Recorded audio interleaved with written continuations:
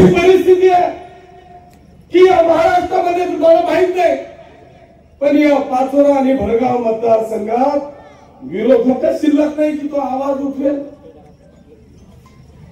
सगळे विरोधक भारतीय जनता पक्षामध्ये गेले.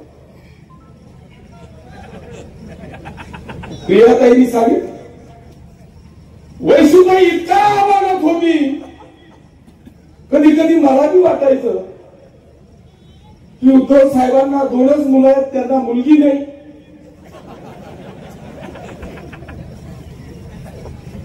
त्या उद्धव साहेबांनाही वाटत असेल की काय प्रेम माझ्यावर करते ही मुलगी, जर ही माझी मुलगी असती तर काय झालं असतं. तर नऊच नाही ना, इलेक्शन झालं 9 नाही, डायरेक्ट गव्हर्नर. अरे माझ्यावर गद्दारीचा आरोप करणारी वैशुताई, अरे तुला या मतदारसंघातल्या जनतेने तू 100% गावं अजूनही पाहिलेली नाही आहेत. जनता तर सोड, गावं सुद्धा पाहिलेली नाही, तरी सुद्धा तुला त्या तात्या साहेबांच्या प्रेमापोटी शिवसेनेमध्ये भावनिक होऊन त्या ठिकाणी राहिलेल्या काही शिवसैनिकांच्या प्रती, तात्या साहेबांवर प्रेम करणाऱ्या काही व्यक्तींच्या प्रती तुला 60,000 वोटिंग मिळाली. 60,000. मी तर गद्दारी केली नाही, मी शिवसेनेत होतो, शिवसेनेत आहे आणि शिवसेनेच्या भगव्या झेंड्यातच मरेल, ही आमची सगळ्यांची ताकद आहे. तर तू काय केलं? अरे या पाचोरा आणि भडगाव मतदारसंघातल्या 60,000 लोकांची गद्दारी वैशुताई तू केली. अरे जाताना एकटी गेली आमची ती जुनी उभाठातली शिवसेना. भाऊ जर बोटावर मोजले इतके 2-3 सोडले ना, तर 99% उभाठातली शिवसेना आता शिंदे साहेबांच्या शिवसेनेत या किशोरप्पांच्या प्रेमाखातीर आपल्या सगळ्यांच्या आशीर्वादाने आली.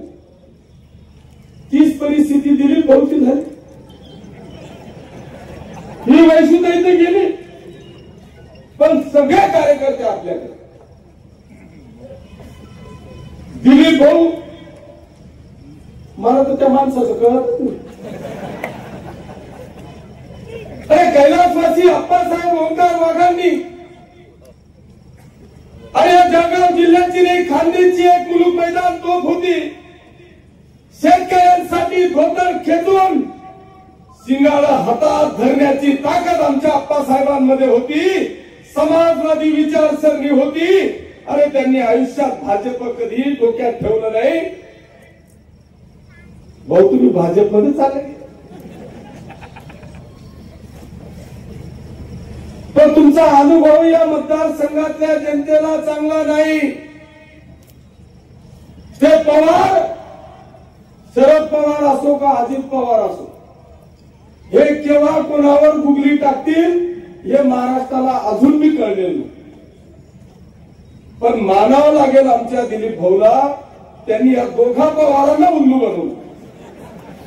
आम्हाला समजलं नाहीये शेवटपर्यंत कोणत्या पवाराकडे, शेवटपर्यंत समजलं नाही. भाऊ अजित पवारकडे बी त्याचा 2च्या, शरद पवारकडे बी त्याचा 2च्या.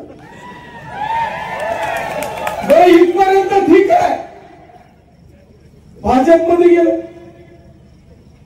बरं अजून जास्त दिवस झाले नाही, 1 वर्ष झालं विधानसभेला.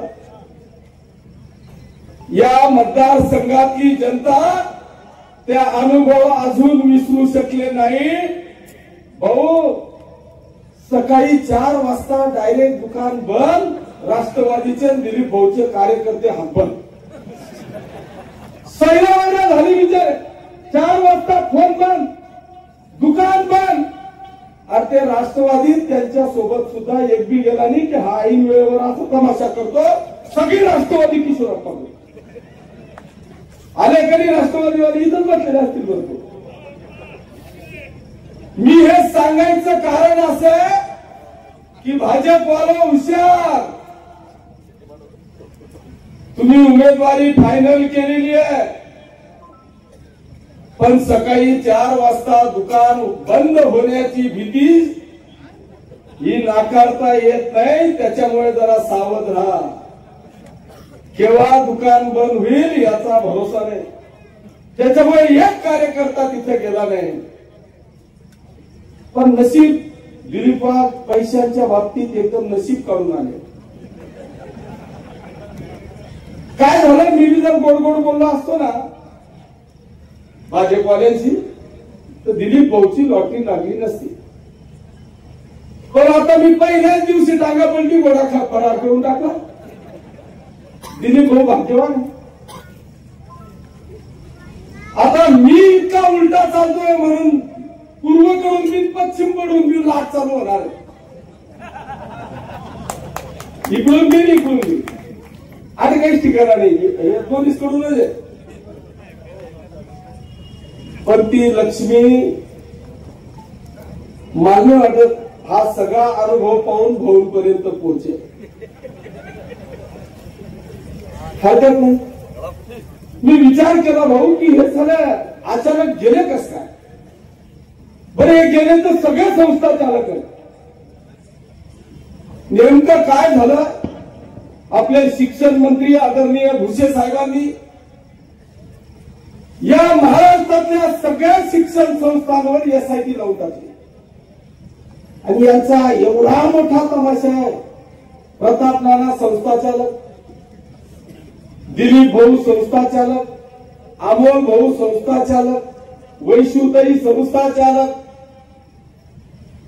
यांनी पाहिलं की बेटा आपण सगळेजण किशोरप्पाच्या विरोधात लढलेलो आहे. जर भुसे साहेबांनी आपली बी एसआयटी लावली तर मध्ये गेल्याशिवाय पर्याय नाही. कारण 50-50 जणांचे घेऊन बसलेले आहेत. 2-2 जण नोकरीला लागलेले आहेत. त्याच्यावरच यांचा उदरनिर्वाह चाललाय. त्याच्यामुळे निदान आपली चांबडी वाचवण्याकरता हे भाजपमध्ये गेले.